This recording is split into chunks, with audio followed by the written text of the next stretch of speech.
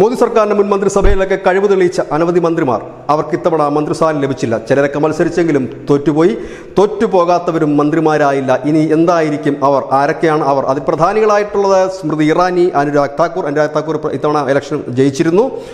ഒപ്പം തന്നെ വി മുരളീധരൻ, രാജീവ് ചന്ദ്രശേഖർ, മീനാക്ഷി ലേഖി മത്സരിച്ചിരുന്നില്ല. അജയ് ഭട്ട്, വി കെ സിംഗ് ഒക്കെ വളരെ കരുത്തനായ മന്ത്രിയായിരുന്നു. നമുക്ക് വി കെ സിംഗിന് പെട്ടെന്ന് ഓർമ്മ വരുന്നത് നമ്മളുടെ ഈ ഇന്ത്യക്കാർ വിദേശങ്ങളിൽ കുടുങ്ങിപ്പോയപ്പോൾ അവിടെ പറന്നിറങ്ങി ആ രക്ഷാപ്രവർത്തനം നേതൃത്വം കൊടുത്ത മന്ത്രി കൂടിയാണ് വി കെ സിംഗ്.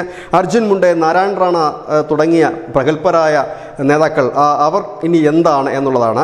ഇതിനെക്കുറിച്ച് ഒരു രൂപരേഖ നേരത്തെ തന്നെ പല മാധ്യമങ്ങളും റിപ്പോർട്ട് ചെയ്തിരുന്നു. ഈ അനുരാഗ് താക്കൂർ തുടക്കം മുതൽ തന്നെ ഹിമാചൽ പ്രദേശിൻ്റെ മുഖ്യമന്ത്രിയാകാൻ, കാരണം അദ്ദേഹത്തിൻ്റെ അച്ഛൻ ആയിരുന്നു ആദ്യമായി BJPക്ക് ഹിമാചൽ പ്രദേശിൽ അധികാരം നേടിക്കൊടുത്ത ധൂമൽ, അദ്ദേഹത്തിൻ്റെ മകനാണ്.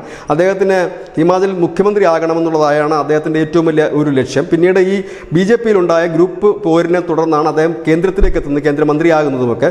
അദ്ദേഹത്തിൻ്റെ മനസ്സും പ്രവർത്തന മേഖലയും ഒക്കെ തന്നെ ഹിമാചൽ പ്രദേശാണ്. അദ്ദേഹം ഒരുപക്ഷെ ഹിമാചലിലേക്ക് തന്നെ മടങ്ങിപ്പോകാനും സമീപ ഭാവിയിൽ തന്നെ അവിടെ മുഖ്യമന്ത്രി പദം ഏൽക്കാനുമുള്ള സാധ്യത കൂടുതലാണ്.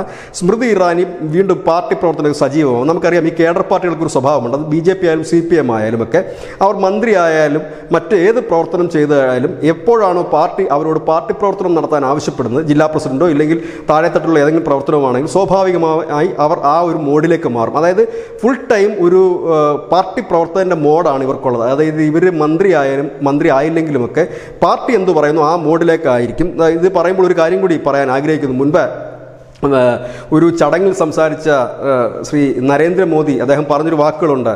നാളെ എൻ്റെ സംഘടന പറയുകയാണ്, നിങ്ങൾ ഈ പണി നിർത്തി ഈ സ്വാമി വിവേകാനന്ദൻ ട്രസ്റ്റിൻ്റെ ചുമതലയേറ്റ് വിവേകാനന്ദ പാറയിലേക്ക് പോകൂ എന്ന് പറഞ്ഞാൽ താൻ പോകാൻ ബാധ്യസ്ഥനാണ് എന്ന്. അതാണ് ഈ BJPയുടെയും ഈ സംഘത്തിൻ്റെയും ഒക്കെ ഒരു രീതി.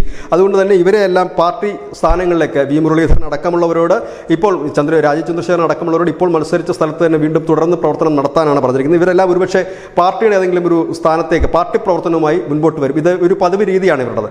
അതായത് അവരെ ഈ പാർട്ടി പ്രവർത്തനം ചെയ്യുന്നു, പിന്നീട് അവരെ അതിൻ്റേതായ മന്ത്രിയും മറ്റുമാക്കുന്നു. പിന്നെ മന്ത്രി പദങ്ങളും മറ്റും ലഭിക്കാതെ ഇല്ലെങ്കിൽ അവർ തോറ്റുപോവുകയും മറ്റും ചെയ്തു കഴിയുമ്പോൾ സ്വാഭാവികമായി ഇവരുടെ പാർട്ടി പ്രവർത്തനത്തിനായിട്ടാണ് വിടുന്നത്. കാരണം ഇതിനകത്ത് അങ്ങനെ കോൺഗ്രസ് പോലെ മുറുമുറുപ്പോ മറ്റു കാര്യങ്ങളോ ഒന്നും തന്നെയില്ല. അത് CPM സമാനമായ രീതിയിൽ തന്നെയാണ്. അത് കേഡർ പാർട്ടിയുടെ ഒരു പൊതു സ്വഭാവമാണ്. ഏതായാലും ഈ നേതാക്കളൊക്കെ വീണ്ടും കരുത്താർജിച്ച് ലോക്സഭയിലേക്ക് തന്നെ ഇല്ലെങ്കിൽ നിയമസഭയിലോ ഒക്കെ മടങ്ങി വരുമെന്ന് പ്രതീക്ഷിക്കാൻ news desk news India Malayalam.